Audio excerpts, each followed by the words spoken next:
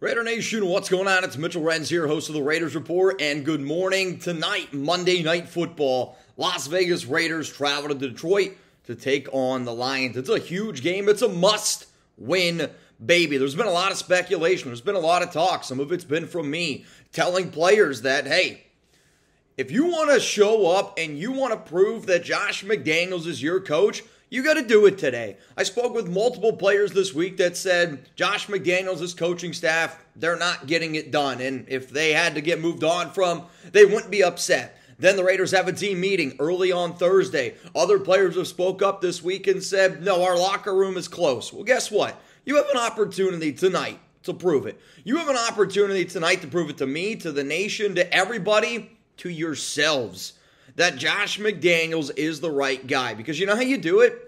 Talk is cheap. You go out there, you play a solid freaking football game tonight, and you put some confidence back into this fan base. You put some confidence in that coaching room. You put some confidence in yourselves that this is a competent, good football team. Because one of the players that I talked to said, we're a lot better than 3-4, that's for sure. Cool. Guess what? We're about to find out. Because if you play the way that you did against the Chicago Bears last week, not only are you going to get embarrassed on Monday Night Football, not only is Mark Davis going to be pulling the rest of his bowl cut out, not only are Raider fans yet again going to be screaming to fire Josh McDaniels, but then if you don't show up this week like you did against the Bears, I'm going to wonder, is the locker room really truly that split? So tonight is a big, big game because as far as I'm concerned, if the Raiders play well, sure, they might lose this game because they're not as good as the Detroit Lions. But if the Raiders go out there and play with some heart, if they go out there and play a solid football game and still come away with an L, I'll be disappointed. I'll be upset. But I'll be able to go to bed knowing, you know what, this team still gives a shit. If I go to bed tonight and I sit there the way that I did last week, after that Bears game where they just got embarrassed for 60 minutes worth of football, then they don't want to play for McDaniels. And it is as simple as that. So if these players want to save their head coach's job, you need to go out there and you need to play some solid football today. Now, for those that do not know, I am Mitchell Renz, host of the Raiders Report, and I'm going to be live tonight, Monday Night Football. Not going to have Chugs. He's according to a source, Jeremy's going to be out for Monday, still dealing with that concussion. Hopefully he's back tomorrow, so show some love to Chugs if you guys get an opportunity on Twitter and on Instagram. But I want you to hit that subscribe button. I want you to turn on those notifications because every single day that we go live on the Raiders Report, especially on game day, it's an Oakland tailgate. We're going to be giving out money. We're going to be having some drinks. We're going to be having a good time. I'm giving away today a signed, listen to this, a signed Maxx Crosby jersey, signed by the Condor himself. The only way that you're winning that bad boy is if you hit subscribe and you tune in tonight. So good luck to everyone that's watching.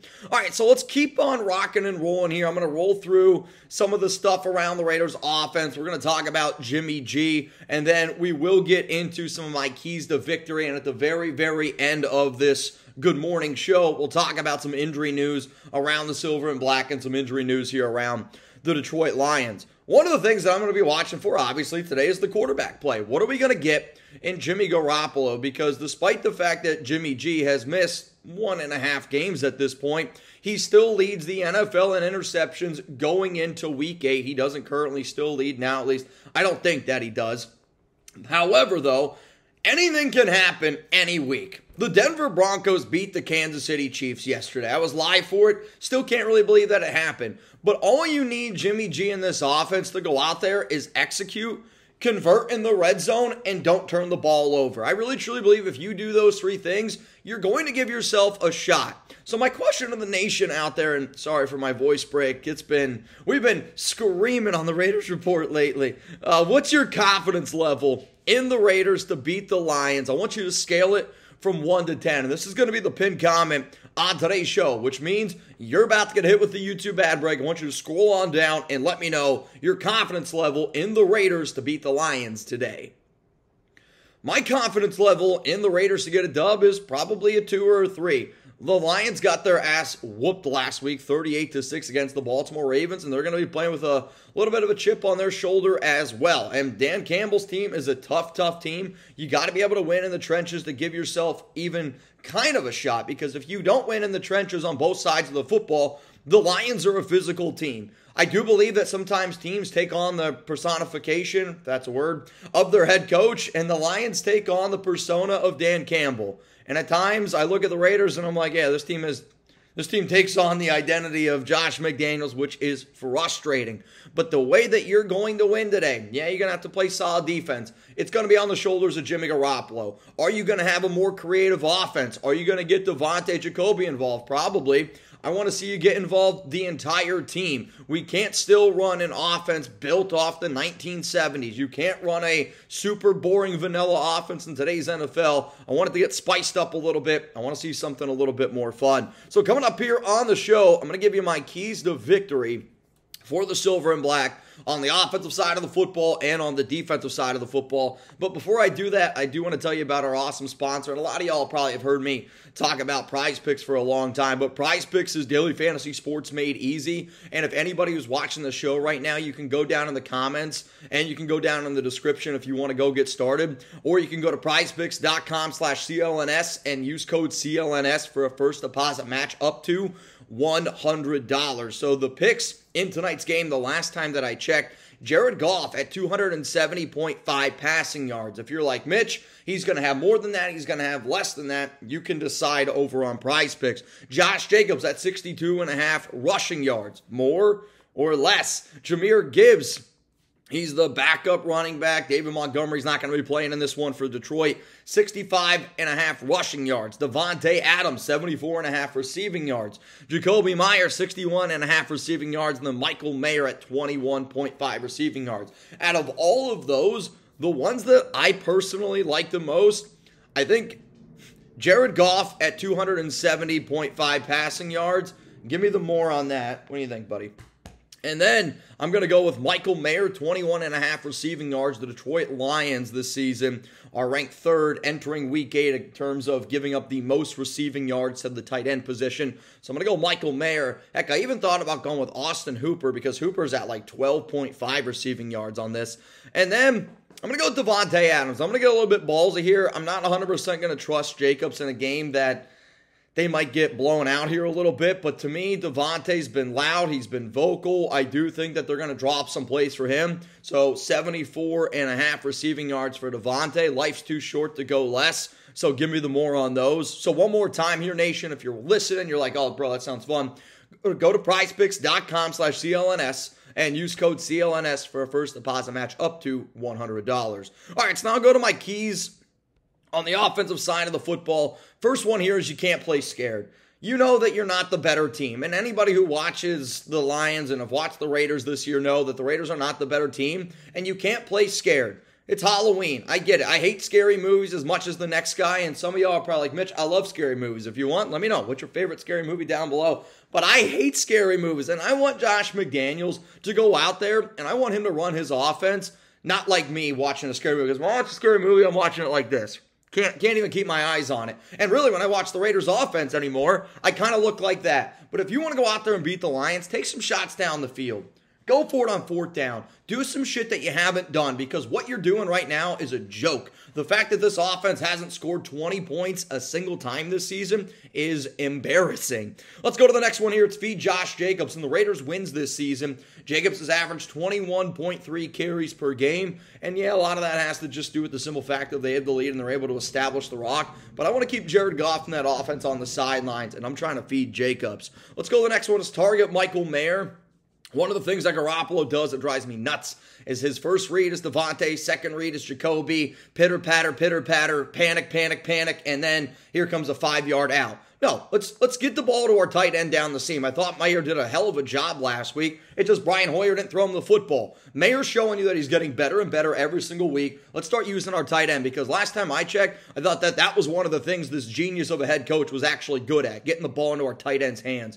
Next one, no turnovers, and this needs to be, unfortunately, every single week with the Raiders because entering this game, they had the most turnovers in the NFL. You're not going to win in the NFL. You're not going to win in college football. You're not going to win in high school. You're not going to win in Pee Wee. You're not going to win in anything that you do turning over the ball. Last one, score in the red zone. I'm not here for field goals this week, and the fact that we might not have Daniel Carlson in this game, haven't gotten an update on him. For those that don't know, last week, Carlson during warmups got taken to the blue tent. He's been dealing with that groin injury. The Raiders signed a kicker to their practice squad this week, so that tells me that they are genuinely concerned about Carlson. It does sound like he's going to be a game-time decision. So, hey, if you don't know if your kicker's 100% healthy, that might decide, you know what, instead of trying to kick this 50-yarder, you know what, instead of trying to kick this 45-yarder, you might try to actually go for it. In the red zone, though, I'm looking for touchdowns. The only way you're beating Detroit is touchdowns. Now, in terms of the defensive keys, you got to win in the trenches, and the Lions are going to try to beat you up. The Lions are going to try to bully you around a little bit, and they're a physical team. And if the Raiders don't win in the trenches, Tyree Wilson's been playing better. You know what you're going to get out of Maxx Crosby. But it's time for some of these other players to step up as well. And if you can't win in the trenches, Luke Masterson, I'm looking at you. It's going to be a big-time game for that man. Let's go to the next one here. Is play with some heart. You didn't play with any heart last week, both sides of the football, and the Lions are going to go out there and they're going to punch you in the mouth. How do you respond getting punched in the mouth? Stop the running game. Yeah, they're not going to have David Montgomery in this one, but they did draft Jahmyr Gibbs at number 12 overall in this year's draft, so obviously they have a lot of confidence in him. But it's not only just the idea of just stopping the running game. When you stop the running game, the next thing is this. Don't bite on the play action. Jared Goff, you can say what you want about him. He's one of the best quarterbacks in the league in terms of play action, and that's when that offense really, really, truly gets going. When they have the ability to run, and then Goff has the ability to do play action, like he's the best quarterback in the NFL with play action. I don't know if you saw the viral video last week, or maybe it was 2 weeks ago, where Goff fake-handed it, and the defender literally thought he still had the football. Freaking drills him, lays him out, 15-yard penalty. To me, though, that offense is the best when they have the ability to do some of that play action. And the Raiders can't bite on it because their team's not good enough to be able to handle it. And then the last one is you just got to be able to tackle better. I want to see effort. And, last week, Marcus Peters might as well just mailed it in. Multiple times. It was ole from a lot of the effort that I saw. And that goes back to, you got to play with a little bit of heart, but you do. You have to tackle better from top to bottom. There's no doubt about it. And if you don't, the Lions are going to, I've said it 100 times on this show already, they're going to embarrass you on national TV, which nobody wants. So I gave you my keys on offense. I gave you my keys on defense. How many points will the Raiders score tonight against the Lions? Obviously, we have yet to put up, okay? Yet to put up. And when I say points overall, I mean offense. If the defense scores, that's great because the most points Raiders have this season is 21. 21. Can you do something for me? I'm hoping they can do a little bit more. So please let me know down below how many points will the Raiders score against the Lions. Coming up next here on the show, it's a quick little injury update here for the Raiders, then the Lions, and then I'm going to get out of here and I'm going to take Chuck for a walk because I think he's ready to go. Though it's 38 degrees down here in Dallas. All right, from a Raiders standpoint, Davante Adams, he is not going to play. So expect a bigger role from Luke Masterson. Expect a little bit more from Robert Spillane out there today. I'm kind of curious to see how they use Isaiah Polameo. Will we see Amari Burney active for the first time? Definitely something to keep an eye on. Nate Hobbs is questionable. Though the Raiders, they're never going to keep us up to date on what the hell these injuries are, especially at the cornerback position. One thing that I'm really frustrated at is, go figure, Duke Shelley's having himself a pretty damn good season over with the Los Angeles Rams, good man's zone corner, and the Raiders decided to keep Brandon Facyson instead. And wouldn't you know it, it's week 8, have yet to get a single update on Brandon Facyson, and he's just taking up a roster spot every single week. It's extremely frustrating, but I don't know if we're going to see Nate Hobbs out there. If not, watch out for Amir Robertson. Watch out for Tyler Hall. These guys got to step up. Sam Webb, I was told by a source, a player to keep an eye on during the NFL trade deadline for the Raiders in the secondary is Amir Robertson. So I'm just going to be keeping a little bit of a closer eye on him. And if you see a black tail pop up, I promise you it's not mine. Let's go to the next one here. Curtis Bolton, questionable. Don't know if he's going to be able to go out there. He just got activated this week. Really good run stopper, good special teams player. It's going to be able to offer you a little bit more depth too, especially in a game like today. And then Daniel Carlson is questionable. If the Raiders don't have their kicker, oh man, I don't know. I'm really going to be worried to see what this offense looks like. And then from the Lions standpoint, Jonah Jackson, offensive guard, out. David Montgomery, running back, out.